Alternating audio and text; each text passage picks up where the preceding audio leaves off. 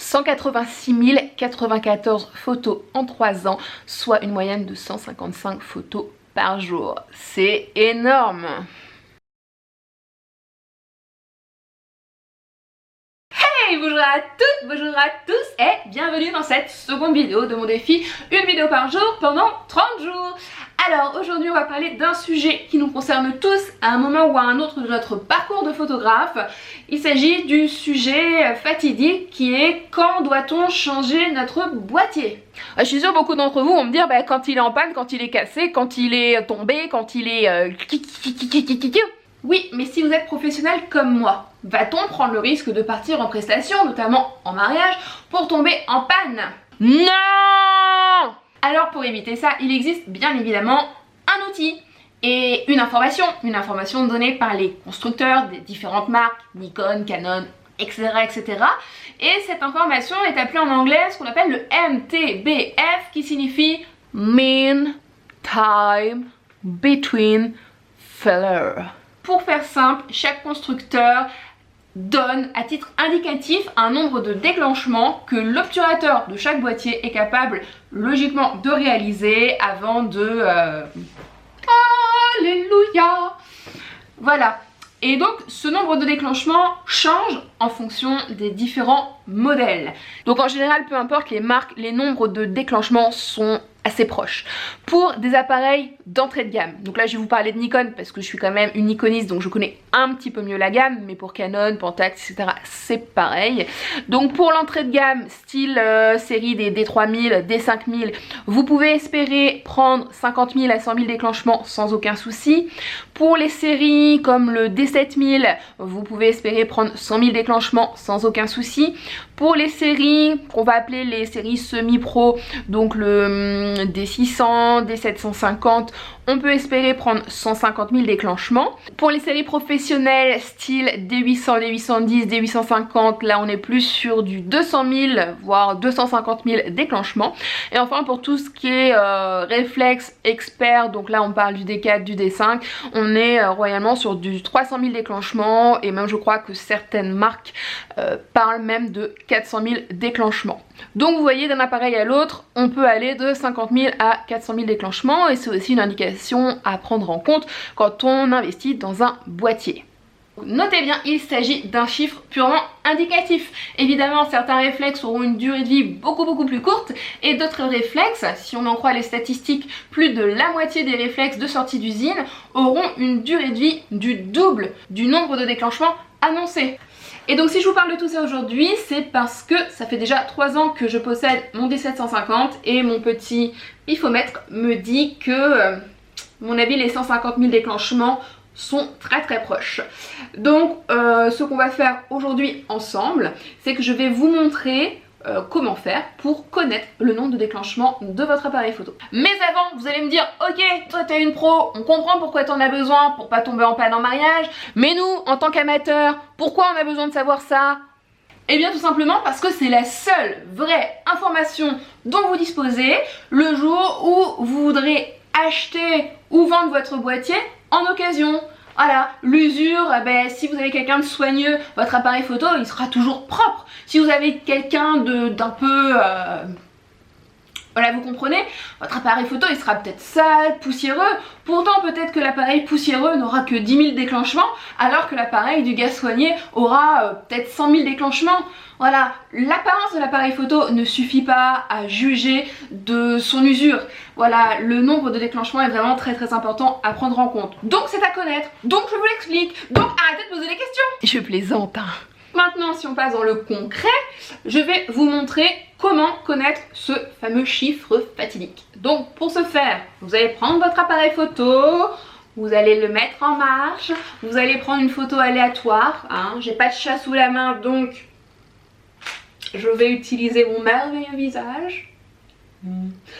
Et je vous retrouve tout de suite sur mon ordinateur pour vous montrer le site gratuit sur lequel vous allez donc télécharger cette dernière image que vous venez de prendre et après quelques secondes interminables, le site vous donnera la réponse.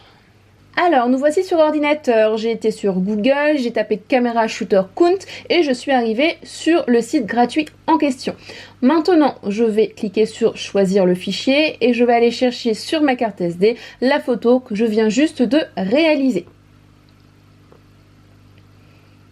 Donc la voici, je sélectionne et je clique sur ouvrir.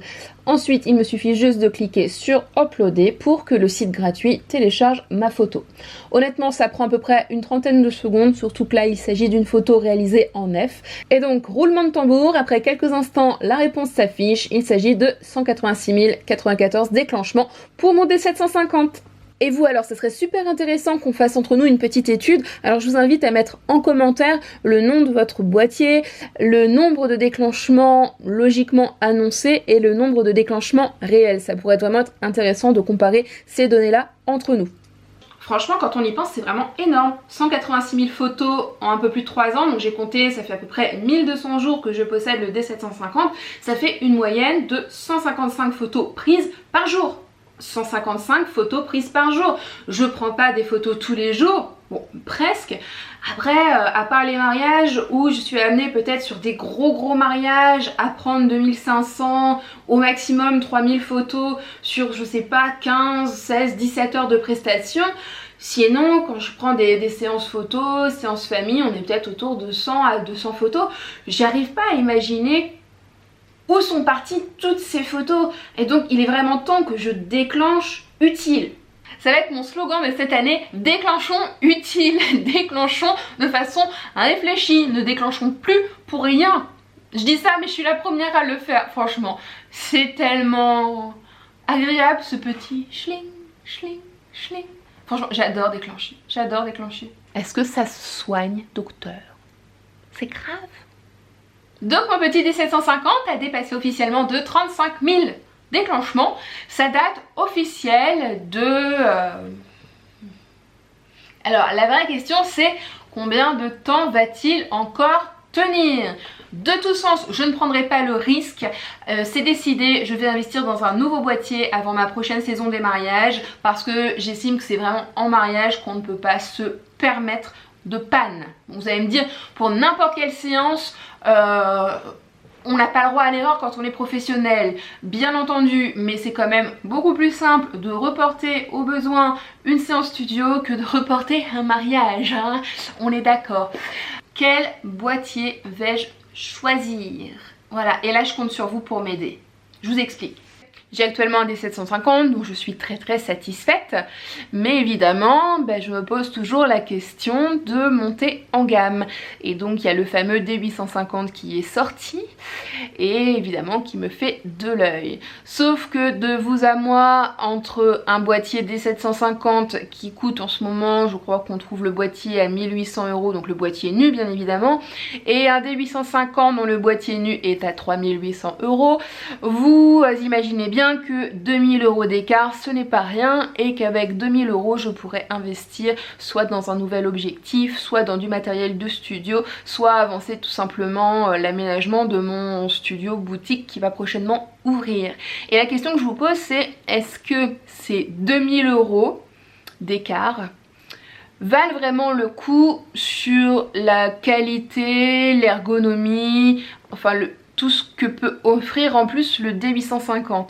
Donc là je m'adresse peut-être à une petite niche d'entre vous, mais les gens qui possédaient un D750 qui sont passés au D850, y a-t-il une différence énorme qui justifie d'investir 2000 €, soit presque le double?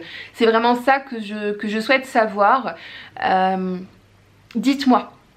Dites-moi, je suis toute oui. De toute façon, je prendrai ma décision finale. Alors ma saison de mariage commence en général au mois de mai, donc je pense que début avril, voilà, début avril, fin avril, même début mai si mes mariages commencent un petit peu plus tard, mais coûte que coûte, au 1er juin j'ai un nouveau boîtier. Voilà, donc j'ai encore le temps de réfléchir, de tester, d'avoir vos avis, etc. Mais c'est jamais évident quand on doit changer de matériel, de savoir ce qu'on doit investir, ce qui nous suffit par rapport à l'utilisation qu'on en a. Et donc vous voyez, même pour les professionnels, c'est toujours une question que l'on se pose. Voilà, on arrête là. Allez, eh bien j'espère que cette vidéo vous a plu. Si c'est le cas, pouce comme d'habitude. d'habitude. Vous mettez tout plein de commentaires à tout ce que je vous ai demandé, vous partagez la vidéo auprès de tous vos contacts photos, vous vous rendez sur mon blog apprendre-la-photo-de-portrait.fr pour télécharger le catalogue, pour lire tous les articles, etc. etc. Et je vous donne rendez-vous demain sur cette chaîne à 18 h pour la 3e vidéo du défi, une vidéo par jour pendant 30 jours. Allez, ciao! Et pour aller plus loin, je vous donne rendez-vous sur mon blog apprendre-la-photo-de-portrait.fr où vous pourrez télécharger un catalogue de plus de 150 poses pour vous aider lors de vos shootings et ne plus jamais tomber en panne d'inspiration. Je vous invite également, si ce n'est déjà fait, à vous abonner à la chaîne YouTube Apprendre la photo de portrait pour ne plus rater aucune vidéo et suivre toute mon actualité. Je vous remercie pour votre soutien, pour votre fidélité et je vous dis bien évidemment à très vite.